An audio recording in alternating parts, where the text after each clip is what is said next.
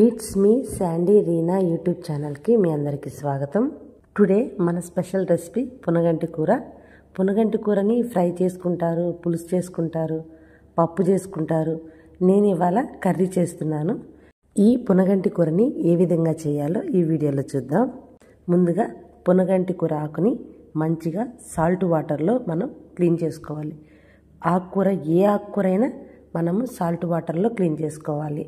ఎందుకంటే వాటికి మందులు వేస్తారు కదా, అందుకని ఆకుకూరని 2-3 టైమ్స్ వాష్ చేయాలి. ఇలా వాష్ చేసిన ఆకుకూరని నేను వీడియోలో చూపిస్తున్న విధంగా ఆకుకూరని చిన్న చిన్న ముక్కలుగా కట్ చేసుకోవాలి.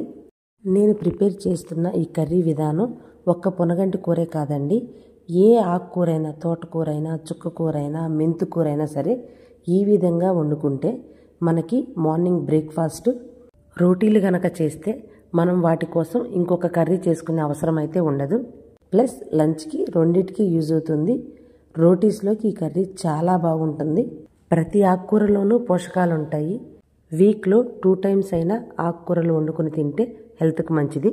ఒక ఖాళీ గిన్నెని తీసుకొని అందులో మన కర్రీ కోసం చాప్ చేసి పెట్టుకున్న ఆనియన్స్, టమాటాలు, పచ్చిమిర్చిని తీసుకోవాలి. అందులోనే మన రుచికి సరిపడినంత సాల్ట్ యాడ్ చేసుకోవాలి. 2 టేబుల్ స్పూన్ కారం నేనైతే యాడ్ చేసుకుంటున్నాను. మీరు ఎంత తింటే అంత కారం తీసుకోండి. 1 టేబుల్ స్పూన్ పసుపు, 1 టేబుల్ స్పూన్ జీలకర్ర యాడ్ చేస్తున్నాను. వీటన్నిటిని కనీసం 1 మినిట్ అయినా మంచిగా మిక్స్ చేసుకోవాలి. ఆయిల్ అవసరం ఉండదండి. ఇలా మిక్స్ చేసుకున్న కర్రీలో ఒక హాఫ్ గ్లాస్ వాటర్ యాడ్ చేసుకొని మరొకసారి మొత్తం కలయబెట్టుకోవాలి. మనం క్లీన్ చేసి పెట్టుకున్న ఆకుకూరని ఇందులో యాడ్ చేసుకోవాలి. కొంచెం చింతపండు కూడా యాడ్ చేసుకొని మనం ఈ కర్రీని కుక్ చేసుకోవాలి. ప్రతి ఆకుకూరలోనూ వాటర్ కంటెంట్ ఉంటుంది కాబట్టి ఈ ఆకుకూరలో వచ్చే వాటర్తోనే ఈ కర్రీ కుక్ అవుతుంది. మనము వాటర్ అంతా ఇంకిపోయే వరకు కుక్ చేసుకొని గ్యాస్ ఆఫ్ చేసుకొని మరో 5 మినిట్స్ చల్లార్చుకొని మెత్తగా రుబ్బుకొని పక్కన ఉంచుకోవాలి. ఏ ఆకుకూరలైనా మనం కుక్ చేసుకోవటానికి 5 మినిట్స్ కన్నా ఎక్కువ టైం పట్టదు. చాలా ఫాస్ట్గా కుక్ అవుతాయి. మార్నింగ్ టైంలో మనకు టైం కూడా బాగా సేవ్ అవుతుంది. ఏ ఆకుకూరనైనా ఈ విధంగానే ప్రిపేర్ చేసుకోవాలి. ఆకుకూర టేస్ట్ రావాలంటే మెయిన్ పోపు పెట్టడంలో ఉంటుంది. నేను పోపు పెట్టడానికి ఏమేమి ఇంగ్రీడియంట్స్ తీసుకుంటున్నానో ఈ వీడియోలో చూద్దాం. ముందుగా ఒక ఖాళీ కడాయిని తీసుకొని అందులో కొంచెం ఆయిల్ తీసుకొని, ఆయిల్ హీట్ వచ్చింది అన్నప్పుడు ఇంగువ యాడ్ చేసుకుంటున్నాను. కొన్ని చిన్నుల్లి రెమ్మలు యాడ్ చేసుకుంటున్నాను. కొన్ని ఎండుమిర్చి యాడ్ చేస్తున్నాను. 1 స్పూన్ ధనియా యాడ్ చేస్తున్నాను.